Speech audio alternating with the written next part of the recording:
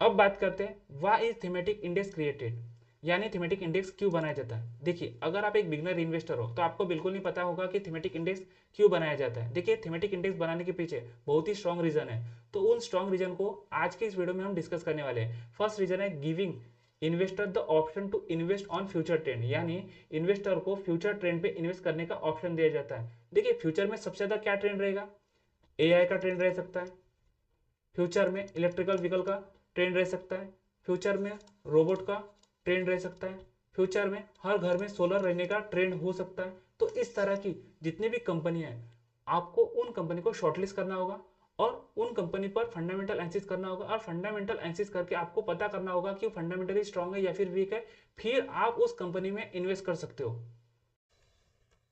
Second reason है government policies का benefit capture करना। देखिए जो गवर्नमेंट है ना वो कंटिन्यूसली पॉलिसीज लाती है, और उस पॉलिसी में बोला कि मान लीजिए कि अगले 20 साल हम सिर्फ इंफ्रा स्ट्रक्चर पर सबसे ज्यादा फोकस करेंगे। तो इंफ्रास्ट्रक्चर रिलेटेड जितनी भी कंपनी है, इंफ्रास्ट्रक्चर में कौन सी कंपनी आती है, ACC cement, ultra tech cement, DLF, LT, इस तरह की कंपनियां इंफ्रास्ट्रक्चर रिलेटेड आती है। और इंफ्रास्ट्रक्चर में कौन सी चीजें और आ सकती है या फिर कौन सी कंपनी आ सकती है, देखिए इलेक्ट्रिक डिस्ट्रीब्यूशन जैसे एनटीपीसी, पावर ग्रिड, अदानी, इस तरह की कंपनियां हैं। तो इन सारी कंपनी को आप शॉर्टलिस्ट करोगे और उन पर फंडामेंटल एनालिसिस करोगे और फंडामेंटली स्ट्रांग कंपनी पर इन्वेस्टमेंट करने की कोशिश करोगे, क्योंकि फ्यूचर में जो ट्रेंड है या फिर जो गवर्नमेंट ने बोला है उस रिलेटेड कंपनी को हम चूज करेंगे। उसी तरह मान लीजिए अगर गवर्नमेंट ने बोला कि अभी हम नेक्स्ट 5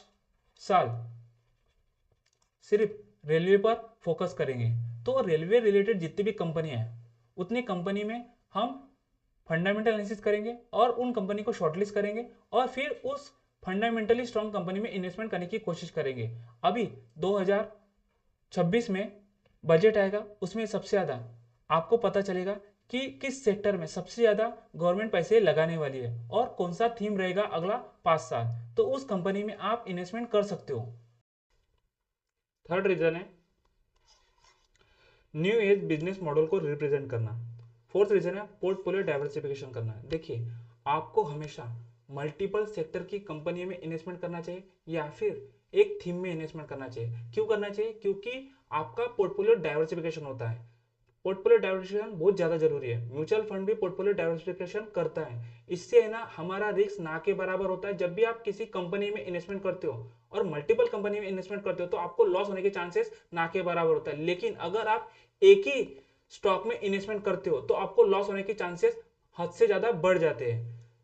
फिफ्थ रीजन है लॉन्ग टर्म वेल्थ क्रिएशन की सोचना चाहिए। आपको हमेशा लॉन्ग टर्म की सोचना चाहिए। थीमेटिक इंडेक्स मार्केट का फ्यूचर एंगल देता है कि फ्यूचर में किस तरह से ट्रेंड रहेगा या फिर फ्यूचर में किस तरह से मार्केट रहेगा। तो आपको हमेशा थीमेटिक इंडेक्स में इन्वेस्टमेंट करना चाहिए और मल्टीपल सेक्टर में इन्वेस्टमेंट करना चाहिए। अब बात करते हैं thematic index is for which type of investor, यानी थीमेटिक इंडेक्स किस टाइप के इन्वेस्टर के लिए बेस्ट होता है। देखिए थीमेटिक इंडेक्स मोस्टली इन लोगों के लिए होता है जो लॉन्ग टर्म की सोचकर इन्वेस्ट करते हैं, यानी लॉन्ग टर्म इन्वेस्टर के लिए थीमेटिक इंडेक्स बेस्ट है।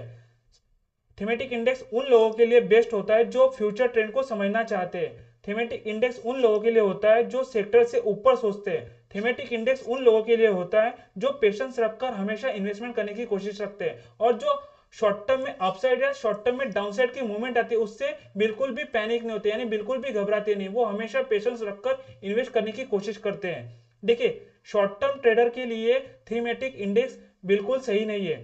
थीमेटिक इंडेक्स थोड़ा रिस्की हो सकता है। थीमेटिक इंडेक्स इंट्राडे ट्रेडर या स्कैल्पर के लिए बिल्कुल भी नहीं है। तो थीमेटिक इंडेक्स से इंट्राडे ट्रेडर और स्कैल्पर हमेशा दूर रहना चाहिए।